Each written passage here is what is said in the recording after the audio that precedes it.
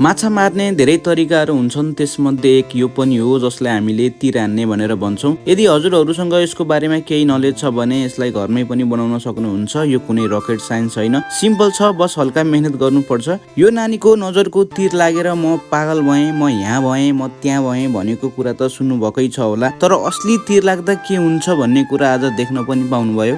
र यसको लागि एउटा लाइक र कमेन्ट भने पक्कै पनि बन्छ जस्तो लाग्छ मलाई। र साथीहरू, यसलाई प्रयोग गर्दा र क्यारी गर्दा हल्का सावधानी भने पक्कै पनि अपनाउनु पर्छ, किनभने यसको अगाडिको भाग धेरै नै तिखो हुने भएको कारणले गर्दाखेरि चोटपटक लाग्न सक्छ। यदि यो कुरा हजुरहरूसँग पनि छ भने केटकेटीहरूबाट टाढा राख्नु होला, किनभने यो केटकेटीले खेलाउने कुरा होइन। यदि चोटपटक लाग्यो या आँखा साखामा लाग्यो भने आँखा फुट्न पनि सक्छ। सामान्य चोटपटक लागिहाल्यो भने पनि दुईटा टिटेनसको सुई पछाडिपट्टि पक्कै पनि लाग्छ भन्दै आजको भिडियो म यहाँ अन्त्य गर्न चाहन्छु। हस्, नमस्कार, धन्यवाद। भिडियो कस्तो लागिरहेको छ कमेन्ट गर्न नबिर्सनु होला। Thank you so much, love you guys.